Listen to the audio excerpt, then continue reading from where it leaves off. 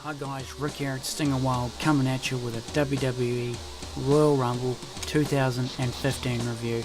Now I've got to say guys, I was quite looking forward to this show.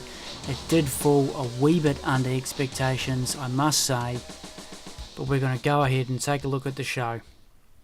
Now we had two titles on the line at the Royal Rumble. First the WWE World Heavyweight Championship and also the Tag Team Championships. Now guys, let's run down the matches here and take a look at what happened. Now the kickoff show, the pre-show with Cesaro and Tyson Kidd, they had Adam Rose with them at ringside. They took on the New Day, and so this is a tag match to kick it off on the pre-show there. I'd say this is just a pretty average match, nothing too special here, and that was that really. Not too much to say on that match. But now we go to the first match, the first official match of the Royal Rumble on the card. It was the New Age Outlaws versus the Ascension. Now a little bit of background into this match. The Ascension have just come over from NXT. They've been in the WWE for the last month or so. And basically they have been running down all the legends, all the legend tag teams, saying they're better than Demolition, saying they're better than Powers of Pain, saying they're better than the Road Warriors, etc, etc, etc. Basically being real a-holes. Now, this past Monday on Raw, the go-home show to the Rumble, basically they were confronted by guys like JBL, the Outsiders, who just... JBL, by the way, cleaned their clocks with an awesome clothesline from hell. Got up from his commentary position and did that. That was great. The Outsiders were there. The New Age Outlaws were there. They all ran down the Ascension. Told them basically, shut your mouths. You guys are crap.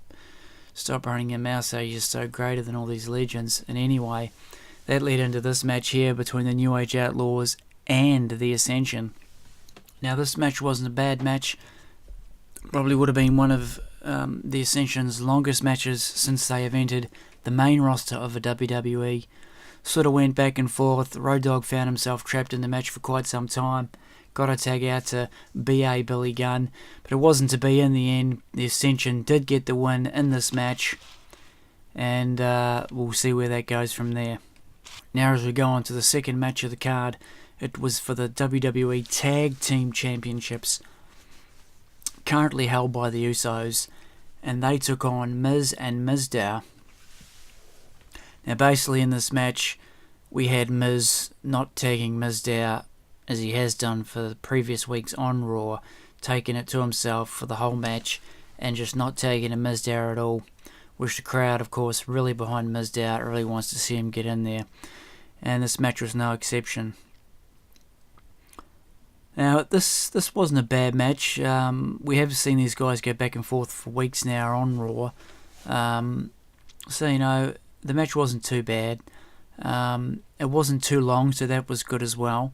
The Usos won the match to retain their belts, so not a bad one here. And the third match on the card, we had a Divas tag match. This was between the Bellas, and they took on Natalya and Paige. Now I thought this match wasn't too bad. It wasn't over in 10 seconds, which helped. The Divas actually got in there and showed their worth. I thought the Bellas, Nikki Bella especially, showed some pretty good in-ring skill in this match. And the Bellas did go on to win the match as well. And that wasn't a bad match in my eyes either. Nothing special like the previous two matches, but not too bad. And now we go on to the next match of the night, the match... It really was the main match of the night, the match everyone was looking forward to. I know I was looking forward to this match, and it did not disappoint. It was a great match. It was for the WWE World Heavyweight Championship, currently held by Brock Lesnar, as he took on John Cena and Seth Rollins in a triple threat match. Now, as I say, this match did not disappoint. It had a hell of a lot of good action in it. Now, Brock came out looking big, looking buff, looking tanned. He was in good shape. And the crowd really got behind him. They were really starting to cheer him, and I noticed they are starting to do that more recently now.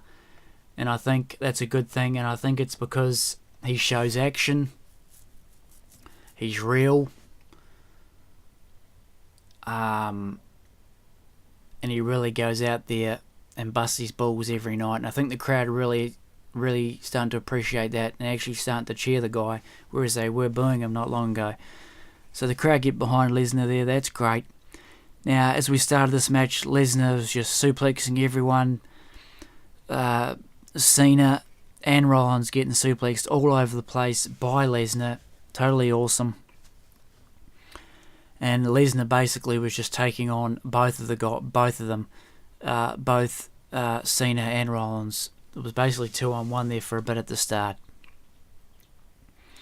Now there was a really awesome spot in this match, really awesome part where Seth Rollins jumped off the top rope with Lesnar in the ring. Lesnar actually caught Rollins on his shoulder in mid-air and F5'd him. That was awesome. And guys, that rolled on to a part in the match where we had Cena AAing Lesnar 3 times. And I don't mean he AA'd him 3 times in the whole match. He AA'd him 3 times in about 30 seconds. One after the other. And Lesnar, after the first one, he got straight up. AA'd him again. He got straight up. AA'd him again. He kicked out. Cena could not keep him down. Lesnar was just an animal. And then we had Cena driving Lesnar through the barricade. And that seemed to set him on his ass a bit. But he was still even get up from that. So Cena then started to attack the guy, Lesnar that is, with the steel steps. Started whacking him. And left Lesnar to be laid out on the table after that attack from Cena with those steel steps. And with Lesnar prone on that table, Seth Rollins in the ring, groggy getting up, saw this, jumped to the top rope, and he flew, yes, from the top turnbuckle all the way outside onto that announce table with an awesome flying elbow drop onto Lesnar. Crowd went nuts for this. It was totally awesome. And at this point, the commentators were saying, oh, maybe Lesnar has a broken rib or something like that. Anyway, he was down for about the next 10 minutes or so, the next few minutes, don't know how exactly long, but he was out of the match for quite a while after that elbow hit from Rollins from the top rope. And then basically, we had the stretcher come out for Lesnar and things like that. They were pretty worried for him at that stage. And then basically, we had interference in the match from then on from J&J Security. Cena double AA'd those guys, which was pretty cool too. And then we go on to Cena AAing Seth Rollins, but Seth Rollins kicked out. And then what does Seth Rollins do? He curb stomped Cena, but Cena kicked out. And then something you got to watch, a really awesome part in this match. Seth Rollins really did play his part in this match, really coming on well, coming on strong as a big superstar, I believe. And that top rope flip he did off that top rope onto Cena, where he flipped around about 1 million times, it seems. You got to watch that one again, guys. That was an awesome maneuver off the top rope by Rollins. He's a really, really good in-ring technician, I believe, and really starting to prove himself. And anyway, he with Lesnar down, he hit Cena with this awesome top rope flip. But at that exact moment, Lesnar actually got up. We hadn't seen Lesnar in the match for a while, but he came up, started suplexing everyone. Anyway, basically the situation from there ended up being that Rollins, in the end of the match, had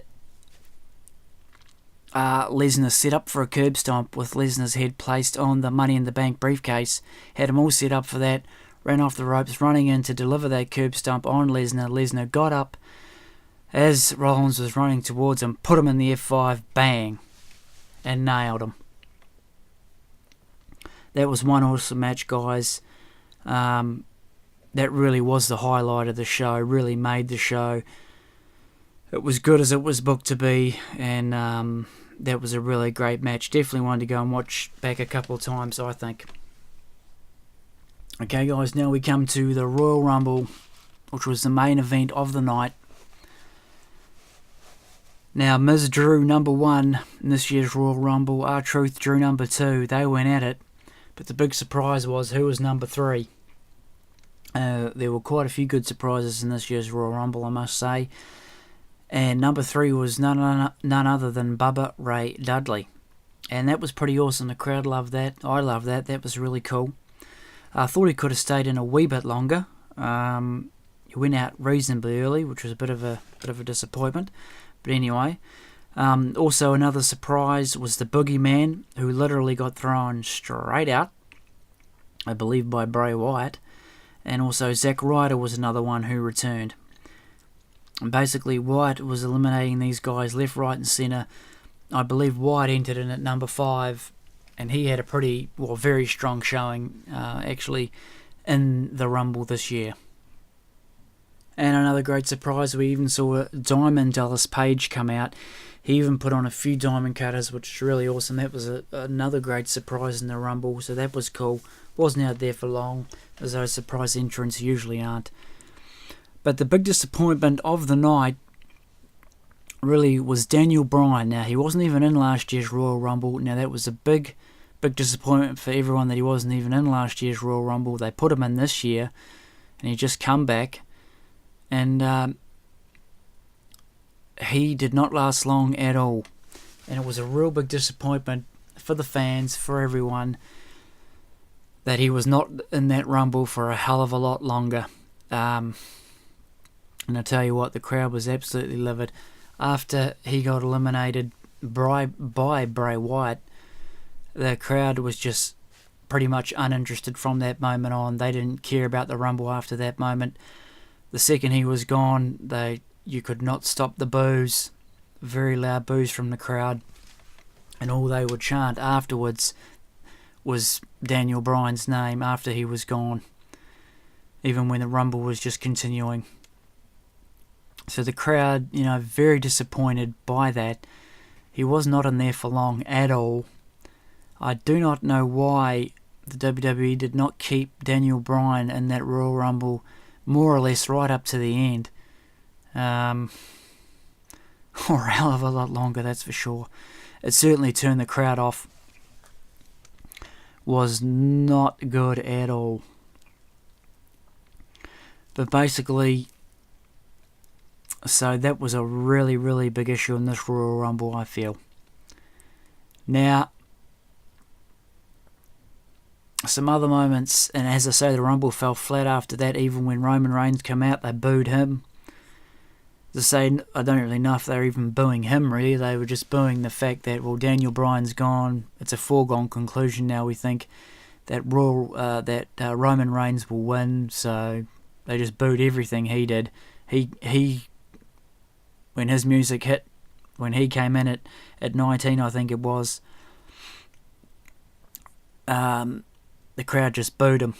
And when he came in, he was on fire, nailing everyone. They just booed even louder. They didn't care.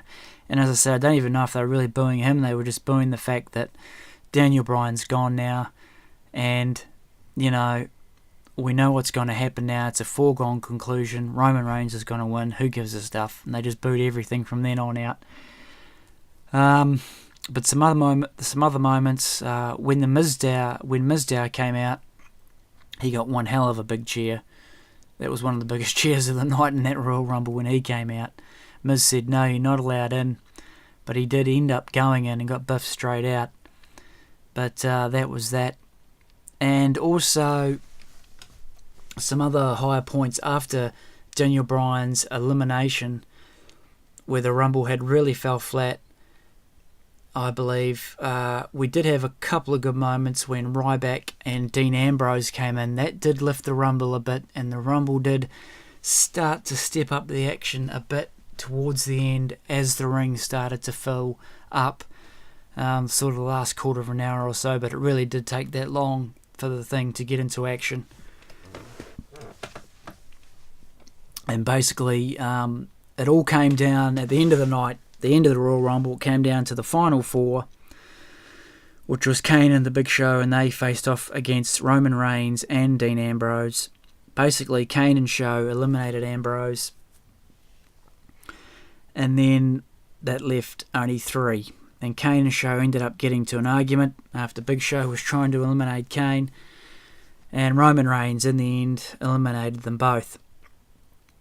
And it had seemed he had won the Royal Rumble at that stage. Of course, after eliminating Kane and the Big Show,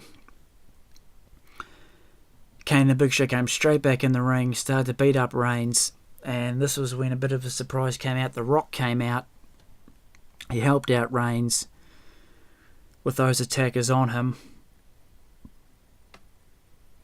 And then we had Rusev come out of nowhere because he actually was never eliminated, apparently. And I thought, oh, this is pretty cool. Like, he had been out of the match for about half an hour. He'd been laying on the ground or wherever he was for ages outside of the ring. And he came in right at the end to surprise everyone. And I thought, this is great. These two might have a bit of a go. But basically, Reigns pointed at the WrestleMania sign, biffed him straight out, and the thing was over. And Reigns had officially then won the WWE Royal Rumble 2015. Now, I got to say, just to sort of sum up that Rumble match, I felt it was a wee bit disjointed. The Rumble matches over the past several years, not every year, but off and on, they have really not been as good as even the stuff in the earlier 2000s. There's some, and you can go back as far as year dot to the very first Royal Rumble. But just felt the last few years in the Royal Rumble have maybe been a wee bit flat. But I felt this one was a wee bit disjointed. We had a moment there where the Wyatt family rejoined or embraced, or at least two of them did, Harper and Wyatt. And the crowd did really seem interested. That seemed to be not so great. There are just a few disjointed moments like that, really, and just the whole thing as a whole was really a wee bit disjointed. I felt it wasn't a total crapper Rumble match, but could have been a lot better, I believe. Even if they just had to pop Daniel Bryan in there for an extra half hour, it would have been a hell of a lot better, but wasn't to be. Guys like Ziggler throwing straight out. Ryback maybe could have gone a bit longer too. Things like that. So just to sum up the night, I'll go over the good points of the night of the Royal Rumble. The triple threat match for the WWE World Heavyweight Championship was the highlight of the night, without a doubt. A match you could definitely go back and watch again, no doubt about that. Good match there. Also, I thought the surprises in the Royal Rumble were good. Guys like Bubba Ray, DDP, etc., etc. I thought that was good. It was a good showing in the Royal Rumble by Bray Wyatt. What they do with them now, I don't know. They seem to build up these guys, and nothing happens with them, you know. So hopefully he does actually go on to bigger and better things. So they were some good points of the night there. I got to say, very disappointed with the set. Like I know they do this with the set with all their pay-per-views, but the set was just like a Monday Night Raw set. Nothing special. It seems the only one they do something special and different for is WrestleMania, and the rest of them are identical. So the set was very boring. So that wasn't a good start. But yeah, I thought the Rumble match could have been a bit better, that's for sure. It was a bit lackluster. But all in all, I'm going to give this pay-per-view somewhere between 6.5 and 7. As I say, I was looking quite forward to the pay-per-view. It did not really come up to expectations. For some other lesser pay-per-views, maybe you expect that, but for a Royal Rumble, you really expect it to be big and off the hook, and it wasn't really that at all. So, as I say, I'm going to give it somewhere between a 6.5 and a 7 at the very most, but that's my review of WWE Royal Rumble 2015. Guys, if you like this video, give it a thumbs up. And remember to subscribe to my channel. Thank you. Catch you next time.